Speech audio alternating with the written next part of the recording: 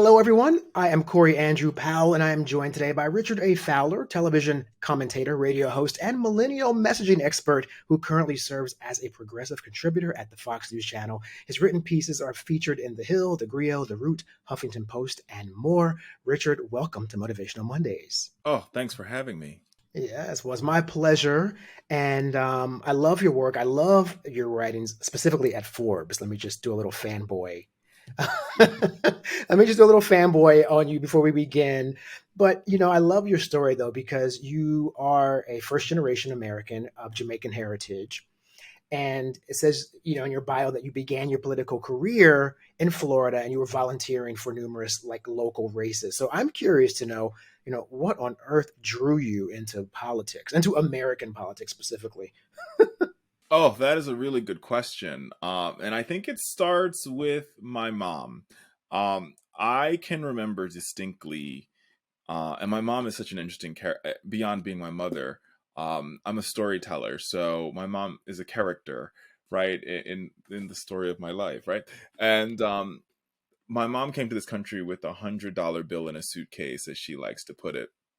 And she is, in my opinion, the quintessential version of the American dream because she worked tooth and nail to ensure that her kid's life will be better than her own. But she's also somebody that believes that the American dream also comes with responsibilities. And one of those responsibilities is being part of the American democracy. And so I remember distinctly, I might have been, the year was 1992, so I was very young. And I remember going to vote with her for Bill Clinton for the first time. I remember where we went to vote. Our precinct then was Florida Bible School in Miramar, Florida. And I remember going with her to vote.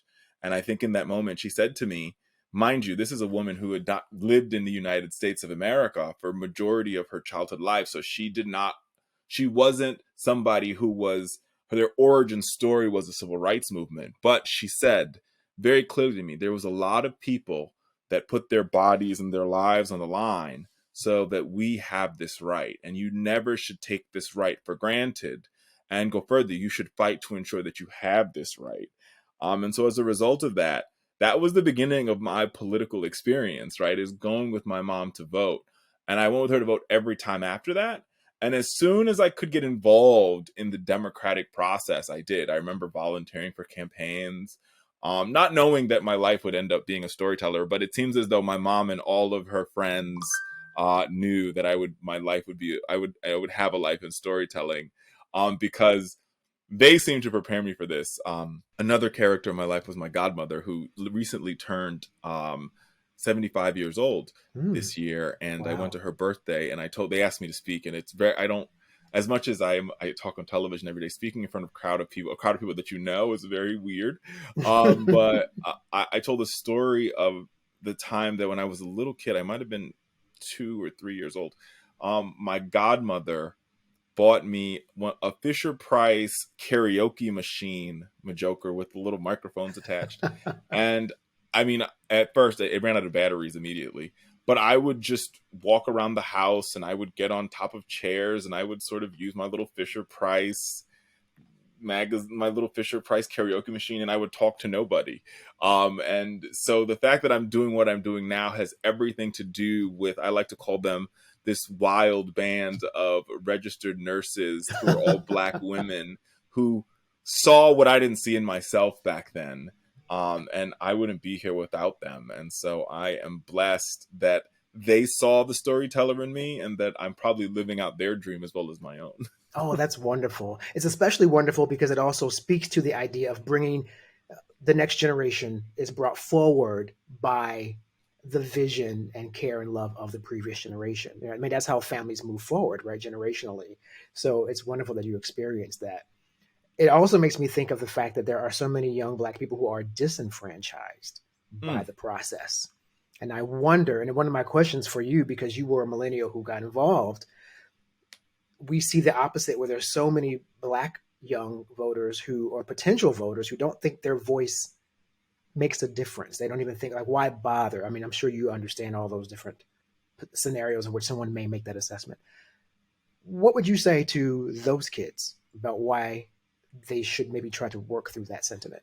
Look, I get it. I understand it, right? I mean, because I think I'm blessed that I live at this. I live at all these amazing intersections in life, right? I think what some people, as the good book says, what one man sees as what they see as a curse is a blessing, right? And so because I'm a black, gay, first generation American, all of these intersections wrapped into one allows me to be the ultimate I think allows me to be the ultimate storyteller, but also allows me to see the world from all these different layers and nuances. And so I understand it's so easy to be not involved in the process because it's the easy thing to do, right? The hard thing is to be involved in a process that makes it impossible for you to be involved in it.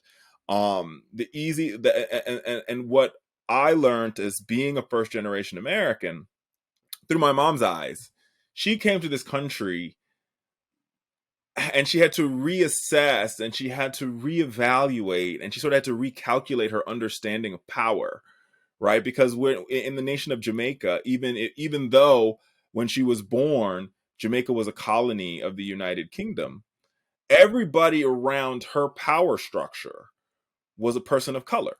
The principal of her school was a black person. The prime minister, the person that ran the country, the person that she saw immediately in front of her, was a black person. The mayor was a black person. The head of the police was a black person. The police officer in her community was a black person. The pastor was a black person. So everybody around her was a person of color. And so when she came to the United States and she realized there was this racial dynamic, right, that was built on white supremacy, that was built on racism, she had to rejigger the coding in her own mind. But because she had that coding that she was a woman, not a black woman, but she was a woman first and then a black person second because of where she was from, not where the existence that we have in America, she instilled in me this idea that you've got to do the hard part, right? You've got to be involved because the easy way out is not okay. And so I urge all the folks that are listening and that are listening to this podcast, don't take the easy way out, because when you take the easy way out, that's when you're on the menu, right? And you don't have the seat at the table. But we've got to fight like hell to make sure that we have a seat at the table, and we've got to use every tool in our toolbox to make sure that we have a seat at the table. For some of us, that tool is running for office. For others, like myself, that tool is using our voice and our role as storytellers to make sure that we're telling the stories of our people and our people's successes and our people's joys, but we're also telling the stories of our people's pain so that people don't look away. But at the same time, some people, your power is voting. Others, your power is showing up to a protest. Others, your power is showing up to a city council meeting or showing up to a school board meeting and making sure that your voice is heard. But taking the easy way out and sitting it out, right, means that the person who comes after you, your children, your grandchildren, your great grandchildren, your nieces, your nephews, right, they're going to have to work just a little bit harder. And the goal here is to make sure they have to work a little less, like you make their life a little bit easier instead of making it a little bit harder. I love that. And I love the connection between the intersectionality that you mentioned because we all sort of have our version of it. And you just mentioned like your mother's version of it was that she was a woman, but she was a woman from Jamaica, but then she came to America. So then she has to try to identify as an American woman, but she's not actually an American woman. And she's trying to kind of figure out what that means as far as how she can thrive and be her most authentic self. And I thought about that in your context as well, because as you mentioned yourself, you check a lot of boxes too, right? You're a Black American, you are of Jamaican heritage, you identify as gay. And at the same time, we are sort of like forced in many ways because other than Jamaican heritage, I have the exact same boxes I check as you. We are sort of forced to try to figure out which one shows up first in a way. Do you know what I mean? It's like, and it's a weird kind of intersectionality because there are times when I don't really understand if what supersedes which. Like, do you decide? Do you have to decide? Based on the situation? Am I a gay man today? Am I a Black man today? Am I a gay Black man today? There's this weird sort of dichotomy. So, I mean, how do you assess that? Are you just you and you just show up as your authentic self? Listen, I show up as my authentic self, understanding with a keen understanding of how the world sees me. And I think that's really important. That how you show up and how the world sees you oftentimes are two different things. But you have to live in your own shoes. And you have to live in your own shoes, and you have to be very comfortable in your own shoes. I think the Beyonce, everybody's thinking about talking about Renaissance. Comfortable in Yeah, my skin, right? yeah, yeah. I'm happy with who I am. And so you have to be comfortable and happy with who you are and live in that and own that and love that and Hmm. hold on to that, because that is what keeps you moving no matter what they say. And Yeah. then you have to also have this clear understanding of how they see you, and living in the dichotomy of those two things. And I think the power that storytellers have, and as a storyteller, sadly, I think what has happened in our culture and what's happened in our society is for the powers that be have created these invisible boxes, and these boxes are indeed invisible. All right, my mom is a registered nurse, and what she loves to say, and if she was doing this interview, I'm sure she would say it, is when you cut a body open, all the body parts look the same, I mean, come right? on, right? Yeah. And so, but what the powers that be have done is they've created all these invisible boxes, whether it be race, whether it be gender, whether it be um, you know, sexuality. And when you create these invisible boxes, you can create division. And through the power of stories, what you're able to do is tell people you're able to talk about people's humanity. And my goal in telling stories, especially the work I do at Forbes, is to say your humanity and somebody else's humanity are connected. And the best example of that is you talk about what's happened. Take what's happening in Chicago. So in Chicago, every night, another black mother loses a child because of gun violence. And while that's happening, you take a place like West Virginia or Arkansas or Oklahoma, places that have been at the front lines of this opioid crisis and this fentanyl crisis. And there you have a mother every night losing a child, right, from drug abuse. Both of these mothers should be united together in a fight against government neglect, because both of these mothers are victims of a government that has failed them. In one case, the government has failed to pass regulation to stop the proliferation of illegal guns. In another case, the government has failed to regulate an industry that has pushed, understanding the harms, has pushed drugs legally onto the streets that has killed hundreds of thousands of Americans. The government has failed both of these women. These women should be united in a campaign to change, more than united in a campaign. These women should be elected officials, and they should be sitting at the table writing policies. But we've created these invisible boxes in our society that says these women should hate each other. And what you see happen electorally is these women vote the opposite way on election day. Yeah, that's the peculiar part. And it happens so often, especially in the areas that are like, oddly enough, the maybe the most impoverished, if you will, of the Oh country, yes. for example, or least educated. And they continue to vote for the people who have kept them in those boxes as you've described them. That's astounding. Now, what do you think that's about? Do you think that's about tribalism, in which they are just sticking to who they know or what's familiar versus making an actual change? Oh no, I think that I think it's a very intentional move to keep these individuals divided on the lines of race, on the lines of socioeconomic status, on all these different invisible boxes that are not real. They're not real. They're not real boxes. And what we've got to, and I think what the power of stories allow us to do is to slowly but surely move these boxes out the way a little bit and allow folks to see each other as humans and to look each other in the eyes and say, wait a minute, there's more that unites us than divides us. And the people that are pulling the strings that divide us, they're over there.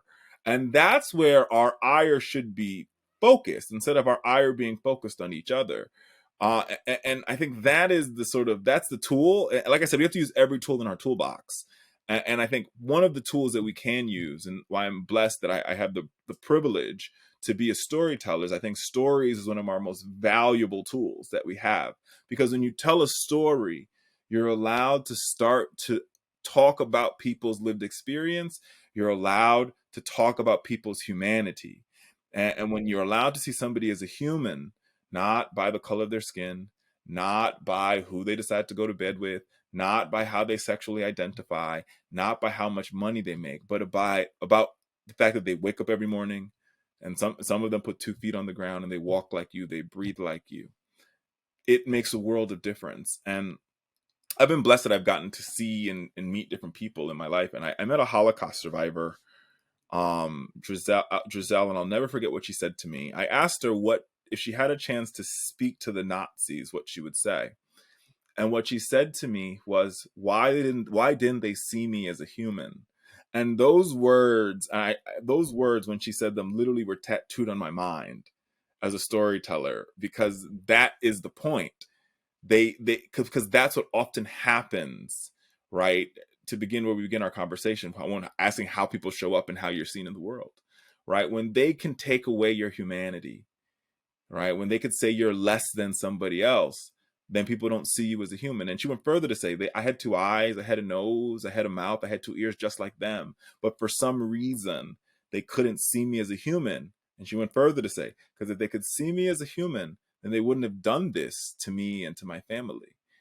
And I think that same argument applies to slavery.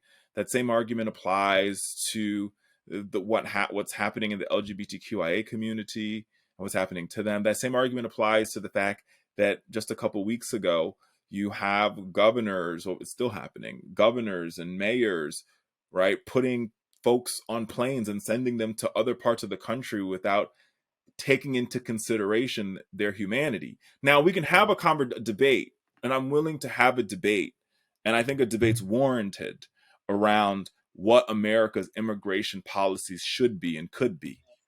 But that notwithstanding, do not delete or depreciate these individuals and their humanity. And I think that's what storytelling allows us to do, is to put some humanity back into it. Because I think as a society, what we've done, especially because of social media and so many other things, it's like it's so quick to take somebody's humanity away from them. And I think we've got to put it back in, if that makes No, any that's sense. no, that's beautifully stated, and I agree with you. It's funny. My partner and I were having the conversation too. I said I don't argue the fact that yes, the northern states might need to pick up some of the slack. It is not fair that just geographically, because they happen to be border states, that they take the brunt of it. It's the lack of humanity. Is exactly what I said. It's a lack of coordination. The potential, what we think may have happened, where people were deceived and all those horrible things when they were just trying um, to live, basically, as we understand it, seeking asylum. So I completely agree with you on that. And also, I think what matters too is, you talked about the idea of the storytelling. I'm a bit alarmed where we're moving now, where there's this concerted effort to remove the stories. Mm. There's this amazing Instagram video with Tom Hanks going around. You may have seen it, where Tom Hanks talks about how angry he was, like just a couple years ago, reading the New York Times, and it's the first time he had heard about the Tulsa massacre, and he's like, "I'm 65 years old. How did I not know that happened?" And we all know that's one of many of those sorts of massacres.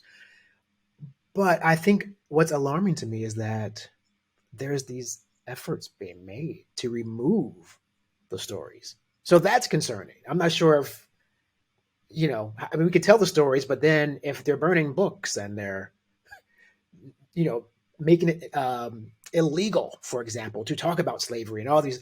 I mean, I just don't know how we combat that. So I think that ties back to disenfranchisement. When it gets to that level of oppression and suppression, you feel completely bereft. So not to be, not to be a negative Nancy here, but I I love get it. your optimism. But it's tough. Oh no, I mean, there's no question. Like I said, that the easy part, the easiest thing to do is to Is close just to your do curtains, nothing. Yeah, lock your door. If you're blessed to have a door and you're blessed to have curtains, yeah, to yeah. lock your door, close your curtains, turn off the lights, and hide. That's the Mm, easy way out. The hard thing to do is to whatever tool God is giving you is to fight back. And to your point, I think when when the fight, right, and when the suppression, and I would go further and say the subversion goes to, we're going to start to delete the stories, or we're going to start to alter how we talk about what was, that is when the fight becomes more intense, right? And that's, as my mom would say, that's when the fire becomes a little, when the fire gets a little hot, because it, to your point, it speaks to how it speaks to the dehumanization, right? Because when you're not willing to say this thing happened, when you're not willing to talk about the bitter with the sweet, and you only want to talk about the sweet, and you don't want to talk about the bitterness, then you miss the good parts of then you miss the making of the story. Uh, you know, there's an interest. There's I'm my side hustle, if I could say that, right? Is I Yes. enjoy cooking. Everybody have to have one. Yes. I could cook all day. I enjoy cooking. It's one of my favorite things to do, and I often tell people who enjoy seafood, right, miss the fact that when you get the fish, it is the smelliest, ugliest looking thing ever, and you have to scale it. You have to take the fins out of it. You have to cut the fins off.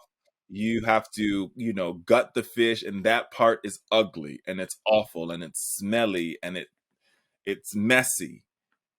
But you got to do all of that to get to the goodness of the fish. And so, and when we talk about, and if American history is a fish, right?